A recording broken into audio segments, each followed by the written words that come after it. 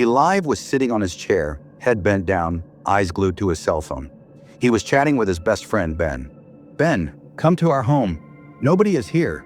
Let's spend the night together," Eliv texted, excitement in his message. "I got you, bro.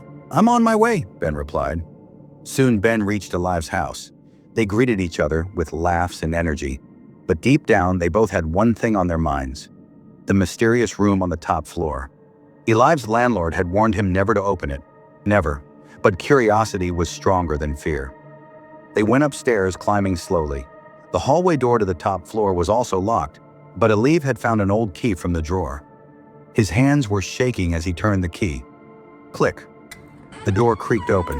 It felt like it hadn't been opened in years. A cold wind hit their faces. The hallway was strangely clean. Too clean. Then suddenly, the mirror in the hallway flickered.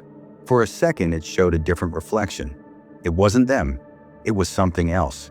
Something darker. They looked at each other in shock, but went forward anyway. As they opened the main room, the door let out a long, painful creak. Inside was dusty, yet untouched, like someone was still living there. Ben had a small neck fan for cooling, but as soon as they entered, the fan blew up the dust into his eyes. "Ah!" he cried, falling to the ground.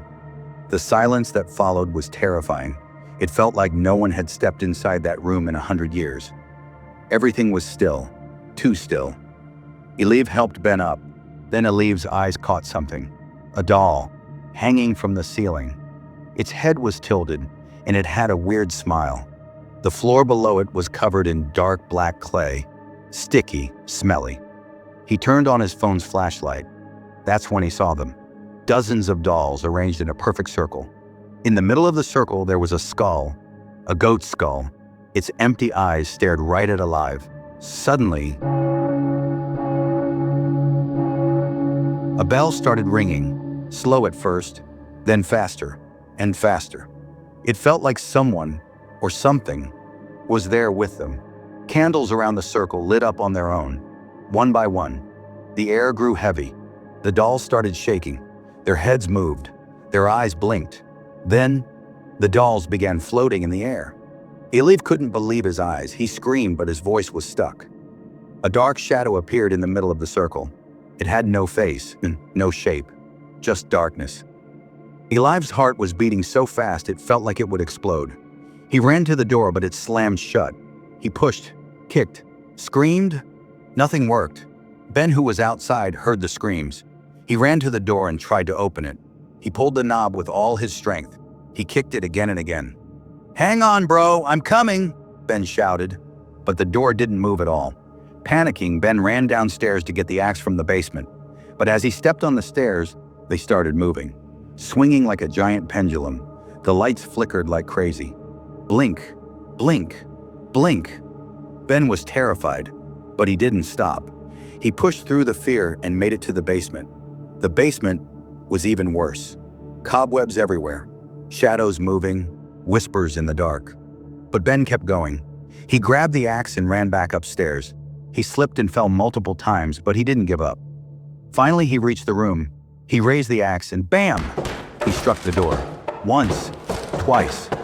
Then, a black hand came out through the broken part. It was burned, long, with sharp nails, and it was reaching for him. Ben screamed. He dropped the axe and held his head in fear. His body froze. The fear was too much, and he fainted right there in the hallway. The next morning, Ben was still lying there, unconscious. His family, worried that he hadn't come home, arrived at Eliv's house. What they saw shocked them. The door upstairs was broken, the air was cold, and everything felt wrong. They called the police and an ambulance. When the cops entered the room, they were shocked. Eliv's body was there, completely burned. His eyes were wide open, full of fear. He was dead. Ben woke up later at the hospital. He was silent, in deep, deep shock. He couldn't speak for hours. After investigation, the police found out that Eliv's landlord was involved in dark spiritual activities, forbidden rituals. He was arrested. But the house? No one ever went there again. Some say at night you can still hear the bell ringing, and the dolls, they still float in the air, waiting.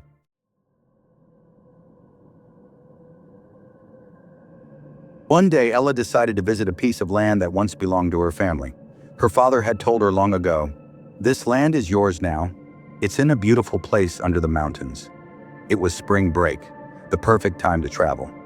So Ella packed her bags and set off for the old village. When she reached, the view was magical. The village lay quietly between two huge mountains, and a calm river flowed right between them. The air smelled fresh. The sky was blue. Birds sang sweet songs. Everything looked perfect. But looks can lie. Ella walked to find her land, excited, but also curious. She didn't know what was waiting for her. As she moved closer, she saw something strange. There was no one around. No children playing, no animals, no sound. Only one man stood there, old, thin, and dark. His eyes were hollow and he held a long wooden stick. He was climbing up the hill but stopped and stared at her. "You should go home," he said in a low, cracking voice. "This is not a place to live." Strange man, she thought and walked away. She didn't take him seriously. She checked into a small hotel nearby. There she met two girls and one boy. They were pale, weak, and their eyes pitch black. Something wasn't right here. She thought maybe the food or water in the village was bad, but deep inside, something whispered, "Leave now." But it was too late. Night came. Ella was resting in her room when the waitress knocked. She entered the room holding a small silver bowl and a syringe. "Give me some blood," she said. "It's how we pay." Ella stood up, shocked. "What? Are you mad? Why do you want my blood?" The waitress didn't answer. She just stared and slowly closed the door behind her. Ella locked it quickly and tried to calm herself. "Maybe it's a joke," she told herself, but her heart was racing. She lay in bed, but her body started to shake. She couldn't move. Her arms felt heavy, her eyes blurred. It was like she was losing control. The walls started shaking. The ceiling cracked. The whole room moved like an earthquake was inside the house. She tried to get up and run to the bathroom, but it felt like the room had stretched far and wide. Suddenly, the window shattered. Glass flew into the room like a storm. Sharp pieces hit her face. Blood poured down. Deep cuts appeared on her cheeks and arms. She screamed, but no sound came out. Her vision turned black. She fainted. Morning, the waitress returned and shook Ella awake. Her body was hurting. She felt cold, empty, weak. She stood up, walked to the mirror, and gasped. Her eyes black and hollow, her face pale and bruised, her veins no longer red. They were black, like tree roots crawling under her skin. She screamed and fell to the floor. "What happened to me?" The waitress stood still and said in a flat, cold voice, "You have paid for your disobeying." Ella sat in front of the mirror, frozen in fear, shaking. Her heart was breaking. Her body was changing. Her mind was spinning. She turned to the waitress, tears in her eyes. "How do I get better? Please tell me." The waitress replied without any emotion, "You are part of the village now." Ella tried to escape. She ran outside, heart racing. But as she moved farther from the village, her chest started hurting. She couldn't breathe. She gasped for air, but it felt like something was choking her. The world around her blurred. She ran back in, coughing and falling. It was true. The village was the only place she could survive now. Terrified, Ella begged the villagers for answers. They sat her down and told her the truth. Long ago, a poor woman lived here. She was dying from anemia. She needed blood. She begged for help. She cried. She pleaded. But no one gave her blood, not even a drop. They left her to die.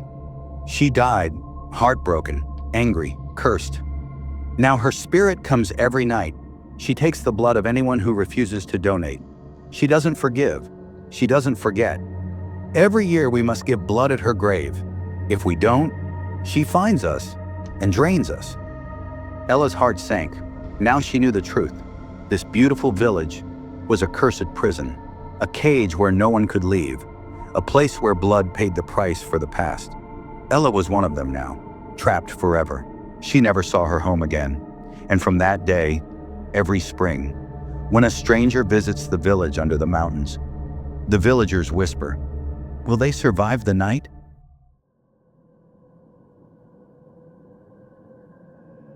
Emma and her little daughter Olivia were very happy. They were going to visit Emma's parents in the village after a long time. Olivia laughed and said, "Mama, give me water. It's so hot." It was April. The sun was still warm in the evening. The train was moving slowly towards the small village station. The sky started turning dark. As they reached the village, it was almost nighttime. The train slowly stopped at a very quiet station. Emma looked around. There was no one there. Most passengers had gotten off at the earlier stops. Now only Emma, Olivia, and the train driver were left. The station looked old and silent. Only 2 lights were on above the ceiling. The fans made a screeching, creaking sound, like metal crying. The place felt abandoned, like it had been forgotten for years. Emma's heart was beating fast. She was always a little faint-hearted. She held Olivia tightly in her arms and walked toward the exit gate, but the gate was locked. It looked like no one even knew the train was arriving. Emma looked around for another way out. Nothing, just darkness. The train driver got back inside the train and left. Now Emma and Olivia were all alone. There was no phone signal either, only shadows and the sound of the old fan spinning above them. Emma opened her bag, pulled out a small blanket, and gently placed Olivia on the bench. Olivia yawned and slowly fell asleep. Emma sat next to her, but the air around her was heavy. The silence was scary.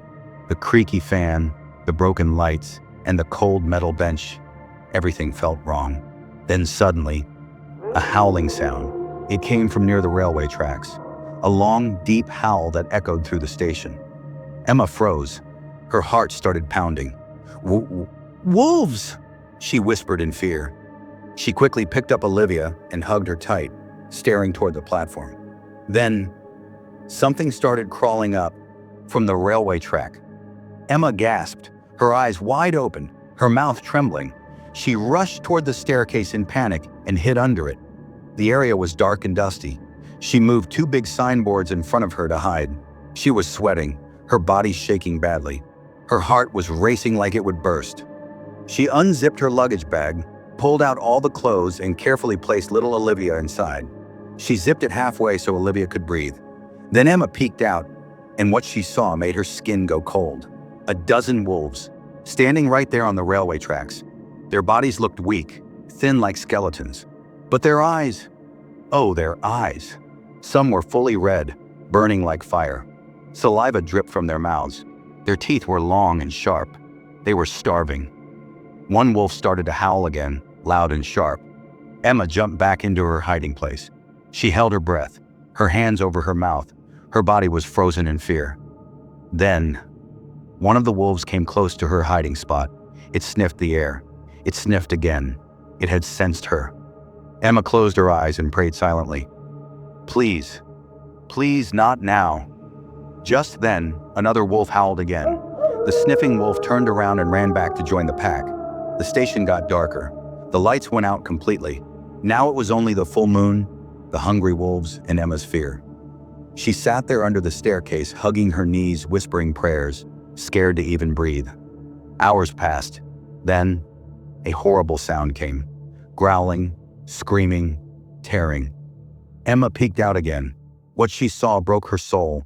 One wolf had collapsed, too weak to stand. The other wolves jumped on it, ripping it apart, fighting for its flesh. Blood spilled all over the floor. Emma covered her mouth and forced herself not to cry. Every 30 minutes, another wolf fell, and the rest attacked it like wild monsters. The horror continued till sunrise. By morning, only 4 wolves remained, their mouths dripping with blood, their eyes wilder than ever. Emma slowly stepped out, thinking maybe someone had come. Maybe there was hope. Suddenly, one wolf turned around. It saw her. It growled.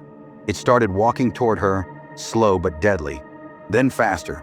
Then full sprint. Emma screamed and ran backward, but she tripped and fell. The wolf jumped. Bang! A loud gunshot echoed in the station. A guard had arrived. The wolf dropped dead. Blood sprang on the floor and all over Emma. The dead body of the wolf lay on top of her. Emma fainted instantly. Later, Emma opened her eyes slowly. She was in a hospital bed. Her parents were sitting beside her, and little Olivia was sleeping peacefully on her lap.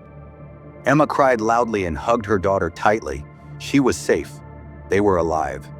Later, they all returned home. But Emma never forgot the night of the wolves, the night that nearly ended everything.